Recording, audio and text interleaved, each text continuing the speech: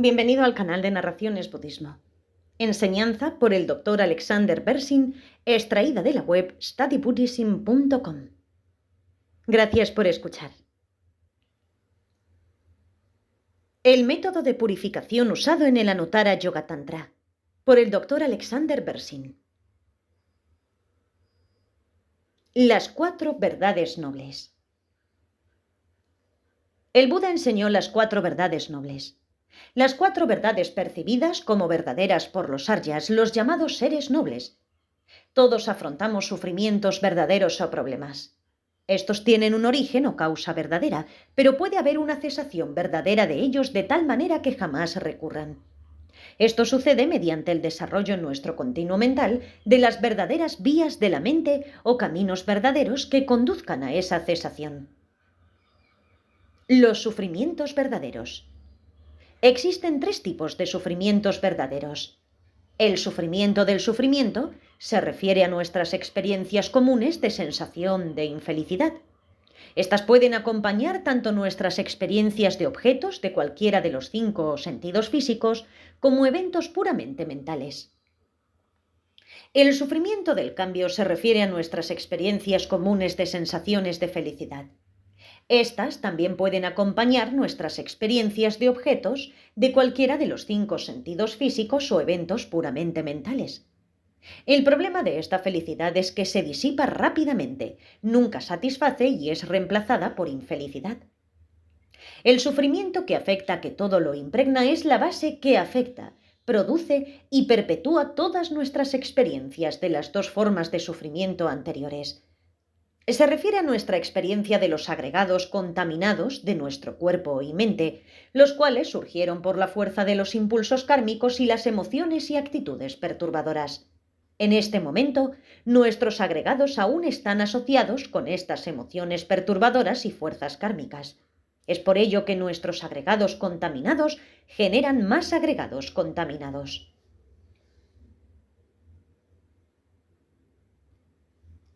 Los orígenes verdaderos del sufrimiento. Así, los orígenes o causas verdaderas de nuestro sufrimiento que afecta, que todo lo impregna, son nuestras emociones y actitudes perturbadoras y nuestro karma. En términos de los 12 eslabones de surgimiento dependiente, los orígenes verdaderos comprenden el primero y el segundo eslabón, es decir, la falta de darse cuenta o ignorancia y los impulsos kármicos que afectan, así como también los eslabones octavo, noveno y décimo, es decir, el apego, una emoción o actitud perturbadora que prevalece y continuar la existencia. Continuar la existencia se refiere a un impulso kármico derivado de una repercusión kármica activada que actualiza una continuación de la existencia. La continuación de la existencia que estos impulsos kármicos producen son la existencia del bardo entre renacimientos, la existencia de la concepción, la existencia previa a la muerte y la existencia de la muerte. Estos 4 estadios de la existencia abarcan los 3 tipos de sufrimiento verdadero. También podrían resumirse como muerte, bardo y renacimiento. Las cesaciones verdaderas. Una verdadera cesación de la muerte, el bardo y el renacimiento es una en la que ninguna de estos recurre jamás. El continuo mental, al no tener ni principio ni fin, continúa aun cuando se haya alcanzado una cesación verdadera. Sin embargo, prosigue libre de la influencia de las emociones perturbadoras y del karma. Deja de estar asociado y mezclado con ellos. El continuo mental de los arhats, seres liberados, ha alcanzado la cesación verdadera de los oscurecimientos emocionales que impiden la liberación, mientras que el continuo mental de los budas ha alcanzado adicionalmente la cesación verdadera de los oscurecimientos cognitivos que impiden la omnisciencia. Las verdaderas vías de la mente. Los estados mentales que producen una cesación verdadera son aquellos con una cognición no conceptual de la vacuidad. Estos estados mentales son verdaderas vías de la mente. Para producir el logro de una verdadera cesación de los oscurecimientos emocionales, esa cognición no conceptual de la vacuidad debe ir unida a una mente de renuncia, es decir, de la determinación de ser libre. Para producir el logro de una verdadera cesación de los oscurecimientos cognitivos, necesita estar unida también a la bodhicitta. La cognición no conceptual de la vacuidad y un entramado de darse cuenta profundo, acumulación de sabiduría, que con ella se desarrolla, son las causas que se obtienen para alcanzar la mente omnisciente de un Buda. El anhelo de la bodhicitta y un entramado de fuerza positiva, acumulación de mérito, que con él se desarrolla, son las causas que se obtienen por el logro del cuerpo físico iluminador de un Buda. Con la práctica del Tantra en general, acumulamos las causas para obtener la mente y los cuerpos iluminadores de un Buda que, haciendo una analogía, son más cercanos al cuerpo-mente iluminadores resultantes que anhelamos alcanzar. Esto lo hacemos por medio de un proceso en el cual nos visualizamos en la forma de una figura búdica, Yidam, dentro del contexto de un entendimiento de la vacuidad. En la práctica del Tantra superior, el Anuttara Yoga Tantra, trabajamos para acceder a nuestra mente de luz clara más sutil y a su correspondiente viento de energía más sutil, para con ellos generar un facsímil de la mente iluminadora y los cuerpos físicos de un Buda. Esto lo hacemos para purificar nuestro continuo mental de nunca más tener que experimentar los sufrimientos verdaderos de la muerte, el bardo y el renacimiento ordinarios. Métodos utilizados en el budismo para deshacernos de los problemas y sus causas.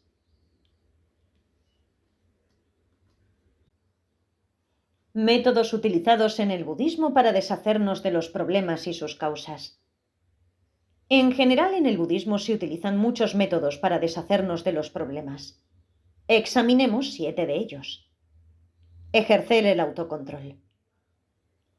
Cuando las emociones o actitudes perturbadoras surgen y las tendencias kármicas maduran, de tal manera que sentimos la necesidad de actuar esas emociones, el primer paso para evitar problemas es, como recomendaba Shantideva, permanecer como un tronco de madera.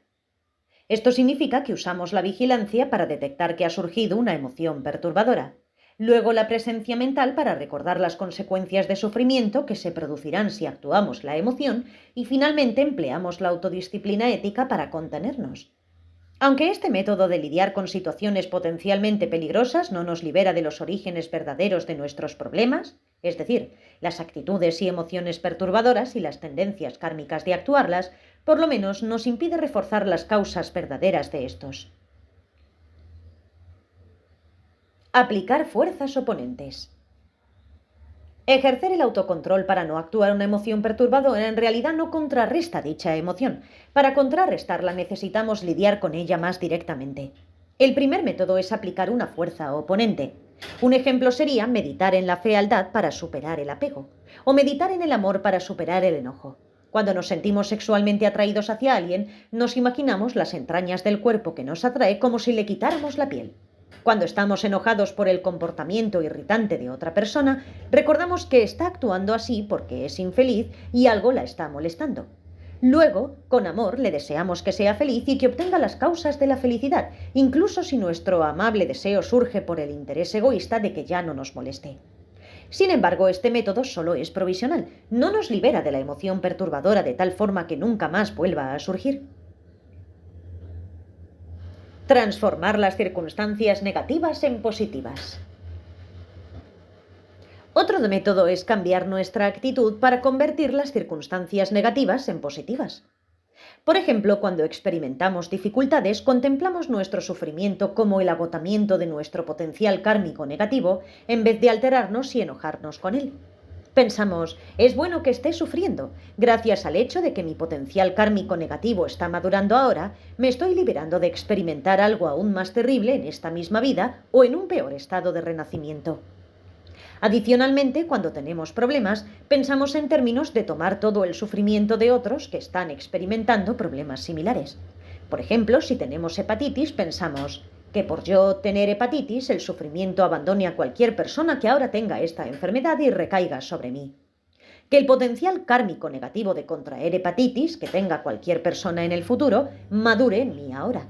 De esta forma que nadie tenga que sufrir hepatitis nunca más. Este método de cambiar nuestras actitudes y transformar las circunstancias negativas en positivas es en realidad una manera muy efectiva de lidiar con el sufrimiento. Sin embargo, al igual que los métodos discutidos anteriormente, también es una medida provisional y no elimina nuestros problemas ni sus orígenes verdaderos. Aplicar el estado mental mutuamente excluyente. El tercer método que se utiliza en el budismo consiste en dirigir hacia un objeto el estado mental exactamente opuesto al que habíamos tenido previamente hacia él y que ya nos había causado tantos problemas. Este es un oponente efectivo porque no podemos tener simultáneamente dos formas mutuamente excluyentes de conocer un objeto en la misma cognición mental. Una mente no puede tomar el mismo objeto de dos formas mutuamente excluyentes, contradictorias al mismo tiempo. Cuando el estado mental oponente está respaldado por la lógica, mientras su opuesto es generado por un falso entendimiento, si somos capaces de mantenernos siempre enfocados en el estado oponente, su opuesto exacto nunca surgirá de nuevo. Por ejemplo, aferrarse a la existencia verdaderamente establecida y la realización de la vacuidad. La ausencia total de existencia verdaderamente establecida son estados mentales mutuamente excluyentes. Si miro este reloj de pulsera y la hora que me muestra, por ejemplo, no puedo observarlo con la misma mente de dos maneras opuestas. No puedo verlo simultáneamente como que es verdaderamente establecido, que faltan 5 para las 12, y que no hay tal cosa como un verdaderamente establecido, faltan 5 para las 12. Estas son dos formas mutuamente excluyentes de considerar el objeto que veo. Cuando yo considero el tiempo como una cosa verdaderamente establecida, entro en pánico porque no tendré tiempo de terminar esta conferencia. Cuando lo veo en términos de mi entendimiento de que no hay tal cosa como un tiempo verdaderamente establecido, por ejemplo, la hora en que una conferencia debe terminar, entonces me vuelvo más relajado. Este es el tipo de método que el budismo emplea en general para lograr las verdaderas cesaciones de los problemas verdaderos y sus causas verdaderas. Una vez que identificamos que el más profundo origen verdadero de nuestros problemas es la falta de darse cuenta de la vacuidad. Disolver las emociones perturbadoras en la naturaleza convencional de la mente subyacente. Cuando surgen las emociones perturbadoras, la meditación Mahamudra ofrece varios métodos para disolverlas en la naturaleza convencional de la mente subyacente. En el budismo, mente se refiere a la actividad mental de mera claridad y darse cuenta. Es decir, la actividad mental da surgimiento a apariencias que son similares a un holograma mental e involucrarse cognitivamente con ellas. Estos dos aspectos constituyen dos maneras de describir la misma actividad y no son consecutivos. Más aún, esta actividad mental ocurre solamente o meramente sin ser causada u observada por una persona o entidad llamada mente que esté separada de ella. En la meditación Mahamudra Gelu Kagyu desplazamos el foco de nuestra atención del contenido de la cognición sensorial o mental que está acompañado por una emoción perturbadora, nos enfocamos en la naturaleza convencional de la actividad mental que está ocurriendo. Esta actividad mental no solo está dando surgimiento e involucrándose cognitivamente con una apariencia cognitiva del objeto de la cognición perturbadora, sino que también está haciendo lo mismo con la emoción perturbadora. Y eso es lo único que está ocurriendo. Al cambiar el foco de nuestra atención de esta manera, privamos a la emoción perturbadora de la energía emocional que la estaba alimentando y perpetuando, y así ésta se aquieta naturalmente. El método de la meditación Mahamudra de las escuelas Karma Kagyu y Drukpa Kagyu implica dejar que la mente se aquiete naturalmente cuando surge una emoción perturbadora, en lugar de darle vueltas y analizar la naturaleza de la cognición que la contiene. Cuando la actividad mental perturbadora y todo el pensamiento conceptual disminuyen naturalmente, entonces, como un pájaro liberado en un barco en medio del océano, la mente automáticamente se encuentra en su estado puro primordial de claridad y darse cuenta en el que siempre estuvo. Disolver las emociones perturbadoras en la conciencia profunda subyacente. Otro método usado en las meditaciones Mahamudra y Dzogchen es disolver los 5 grandes tipos de emociones perturbadoras en sus correspondientes 5 tipos de conciencias profundas y eshe subyacentes. Cada clase de conciencia profunda explica la estructura básica de su correspondiente emoción perturbadora, mientras que la falta de darse cuenta e ignorancia que las acompaña proporciona el aspecto perturbador.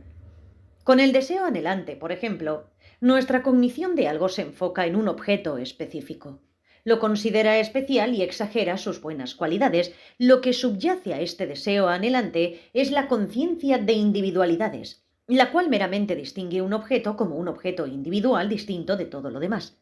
Para reconocer la conciencia profunda subyacente, se puede analizar la estructura de la emoción perturbadora o simplemente dejar que la actividad mental se aquiete naturalmente, revelando así su conciencia profunda subyacente. Meditación en la analogía. El séptimo método utilizado en el budismo para deshacernos de los problemas es meditar usando una analogía de lo que queremos purificar y lo que queremos alcanzar. Este es el método usado en el Tantra en general y más específicamente en el Anuttara Yoga Tantra. Este método se aplica en conjunto con la meditación en la vacuidad combinada con la bodhicitta. El método básico consiste en convertirnos en un agente encubierto e imitar lo que queremos destruir. A Serkon Rinpoche le gusta mucho esta imagen. Como un agente encubierto, descendemos hasta los niveles más profundos de nuestra mente para investigar su tendencia natural de dar surgimiento a lo que nos ocurre en la vida. Encontramos el punto más vital, el más débil de todo el mecanismo.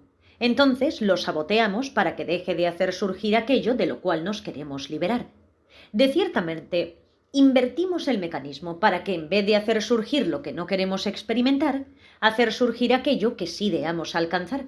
Sería como una especie de judo mental, y es el método que empleamos en el Anuttara Yoga Tantra.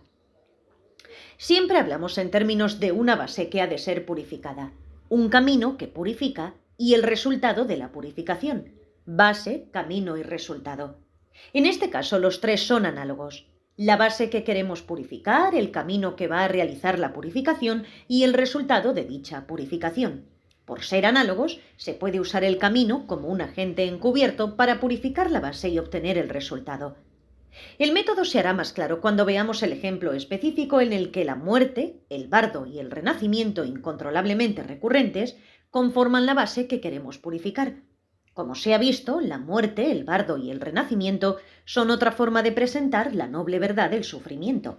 El sufrimiento que afecta, que todo lo permea, de tener agregados contaminados. En la práctica del Anuttara Yoga Tantra, al actuar como un agente encubierto, aspiramos a deshacernos de experimentar la muerte, el bardo y el renacimiento bajo la influencia del karma y las emociones y actitudes perturbadoras. Los significados de la purificación. Primero examinaremos los distintos significados de purificar la mente, el bardo y el renacimiento. Muchas de estas posibilidades no aplican para el método usado en el Anuttara Yoga Tantra. Cuando se habla de purificar la muerte, el bardo y el renacimiento, no se trata de purificar en el sentido de quitarles las manchas a algo, como purificar el continuo mental de manchas pasajeras. No es el caso que exista una continuidad interminable de muerte, bardo y renacimiento, tal como existe la continuidad interminable del continuo mental, y que nos esforcemos para que quede libre de manchas, de tal forma que podamos tener una muerte, bardo y renacimiento buenos y sin manchas. No se trata de este tipo de purificación. No se trata de una purificación o limpieza en el sentido de ahuyentar las interferencias de la muerte, el bardo y el renacimiento, como se ahuyentan los malos espíritus o las cualidades perturbadoras de las flores que nos hacen estornudar. En la práctica de las sadhanas tántricas, ahuyentamos las fuerzas que interfieren, por ejemplo, provenientes de objetos para las ofrendas, imaginándonos que figuras iracundas emanan de nuestro corazón para ahuyentarlas. Así es como purificamos las ofrendas. Las liberamos de cualidades perturbadoras para que podamos gozar de ellas puramente. En este caso, no estamos ahuyentando interferencias para poder disfrutar de la muerte, el bardo y el renacimiento de una manera más pura, libre de confusión. No es purificación en el sentido de mejorar los momentos posteriores a la continuidad de la muerte, el bardo y el renacimiento. Por ejemplo, hablamos de desarrollar el amor, que es el deseo de que todos los seres tengan la felicidad y las causas de la felicidad. Al principio es posible que nuestro amor solo esté dirigido hacia nuestros seres queridos y esté mezclado con apego. A medida que progresamos en el camino espiritual, purificamos ese amor para que se extienda equitativamente hacia todos los seres, amigos, extraños e inclusive a nuestros enemigos, y esté mezclado con una actitud de ecuanimidad hacia todos. En este sentido, estamos purificando nuestro amor para que sea mejor, más puro. Pero en este caso no estamos tratando de mejorar la continuidad de nuestra muerte, bardo y renacimiento recurrentes, por ejemplo, teniendo mejores estados de renacimiento. No se trata de este tipo de purificación. Tampoco se trata de hacer que los momentos posteriores a la continuidad de la muerte, el bardo y el renacimiento, sean de una calidad diferente, como cuando nos imaginamos que somos una figura búdica que disfruta, puramente y sin confusión alguna, las ofrendas que nos regalan en vez de comer con apego. No es ese tipo de purificación. No nos estamos esforzando para seguir muriendo, atravesar el bardo y renacer, pero en lugar de hacerlo como una persona común, a hacerlo convertidos en algún tipo de deidad pura que de forma más agradable morirá y renacerá en un paraíso sin tanto sufrimiento y confusión. Tampoco se trata de este tipo de purificación. Por el contrario, se trata de una quinta forma de purificación, de una quinta posibilidad. Purificación en el sentido de terminar la continuidad de la muerte, bardo y renacimiento incontrolablemente recurrentes, eliminando su causa verdadera. Queremos que se detengan y nunca o recurran. No se trata solamente de querer cambiar su continuidad. No queremos mejorarla, ni quitarle las manchas, ni ahuyentar las interferencias. Queremos detenerla para siempre y en ese sentido purificarla. En otras palabras, no nos esforzamos para purificar la muerte, el bardo y el renacimiento, sino para purificarnos de la muerte, el bardo y el renacimiento. Métodos para purificarnos de cosas de las que nos queremos deshacer. Existen varias maneras para purificarnos de cosas de las que nos queremos deshacer. El budismo está lleno de diversos métodos para terminar la continuidad de algo, así que es bueno tener una idea de las distintas aproximaciones que se emplean. No estamos tratando de terminar la continuidad de la muerte, el bardo y el renacimiento meramente en el sentido de quemar sus semillas, como hacemos en la purificación de Vajrasattva, para liberarnos de los potenciales kármicos negativos o semillas kármicas. En la purificación de Vajrasattva nos purificamos para no tener que experimentar la maduración de los potenciales kármicos negativos, quemando sus semillas para que no surjan sus circunstancias de maduración. Tengan en cuenta que solo la cognición no conceptual de la vacuidad se deshace completamente de las semillas.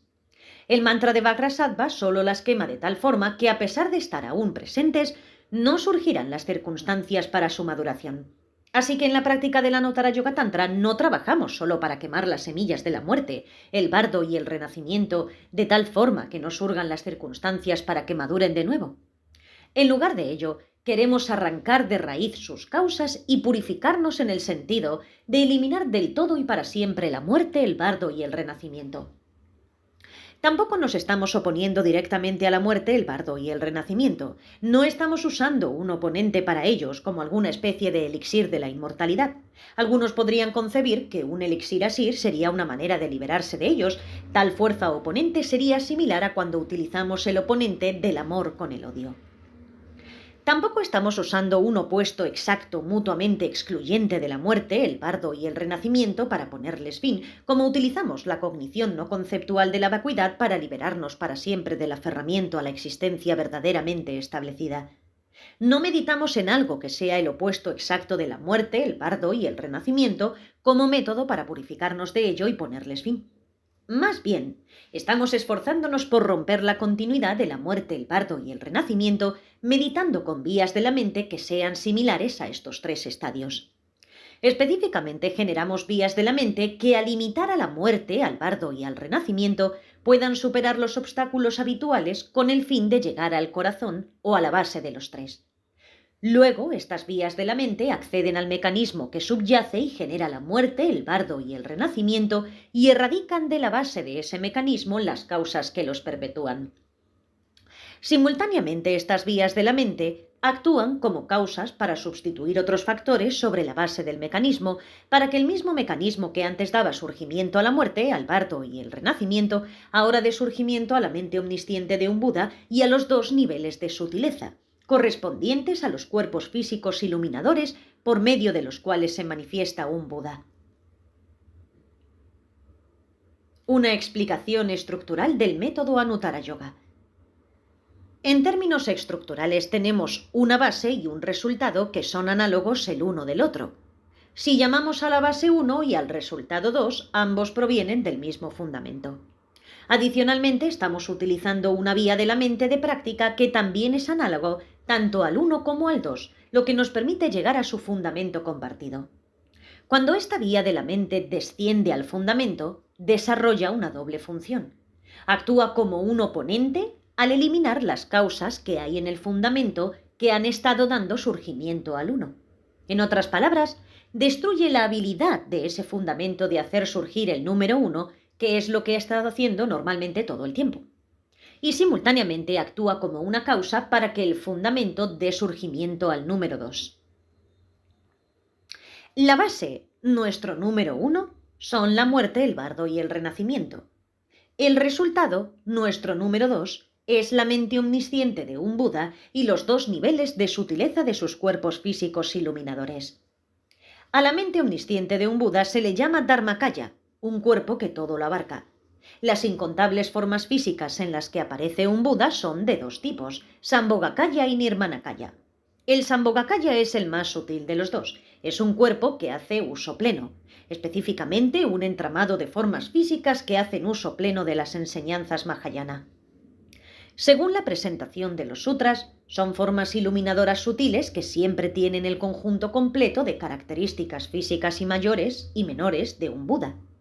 Siempre enseñan la tradición Mahayana a una audiencia compuesta exclusivamente por Aryas Bodhisattvas, siempre en tierras búdicas puras y siempre viven hasta el final de la existencia samsárica de todos los seres.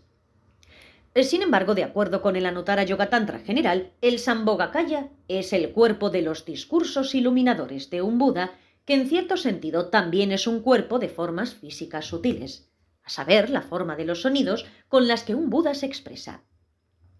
Entre el Sambhogakaya y el Nirmanakaya, un cuerpo de emanaciones, el Nirmanakaya es más burdo. Consta de emanaciones del Sambhogakaya en formas iluminadoras más burdas, de tal forma que personas ordinarias con el karma para encontrarse con ellas son capaces de recibir sus enseñanzas. El fundamento que da surgimiento tanto a nuestro número 1 como a nuestro número 2 es la mente de luz clara más sutil de un individuo y el viento de energía más sutil que es inseparable de ella. Este fundamento es el continuo individual interminable que no tiene principio ni final. El número 1 y el número 2 son análogos en el siguiente sentido.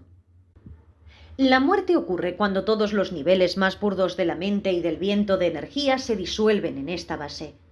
El bardo ocurre cuando el continuo mental sigue, pero ahora manifestándose fuera de esta base, en una forma sutil que solo seres especiales con percepciones extrasensoriales pueden percibir. Con el renacimiento, sin embargo, el continuo mental asume una forma más burda que también es visible para los seres ordinarios. De igual forma, con el logro del Dharmakaya, todos los niveles más burdos de la mente y de los vientos de energía también se disuelven en esta base, que es el nivel más sutil de la mente y de los vientos de energía. El Sambhogakaya es una manifestación sutil de un cuerpo de formas que surgen de la misma base. Y el Nirmanakaya es un cuerpo de emanaciones más burdas de esas formas sutiles. Sin embargo, en el caso del bardo y el renacimiento, los niveles manchados más burdos de la mente y de los vientos de energía surgen del nivel más sutil para conformar la mente y el cuerpo físico de esos dos eventos samsáricos. En contraste, las apariencias físicas iluminadoras del Sambhogakaya y el Nirmanakaya se sitúan aún en el nivel de la mente y el viento de energía más sutil, como ocurre con el Dharmakaya. No obstante, la estructura de cómo ocurren las experiencias de nuestro primer trío y de nuestro segundo trío es la misma. Dicha estructura es para que nuestro continuo mental descienda a su nivel más sutil para después manifestarse en una forma sutil y otra burda. La vía de la mente que usamos para purificar el fundamento, en el sentido de lograr que deje de generar el número 1 y en su lugar genere el número 2, también sigue esta misma estructura. También implica prácticas que llevan al continuo mental a su nivel más sutil y luego lo hacen manifestarse en una forma sutil y otra burda. Esta vía de la mente comprende dos niveles de práctica. Primero el estado de generación y luego el de consumación. En la práctica del estado de generación, trabajamos en un nivel conceptual, sobre todo con nuestra imaginación. Imaginamos que nuestros niveles más burdos de la mente y del viento de energía se disuelven y que accedemos al nivel de luz clara más sutil.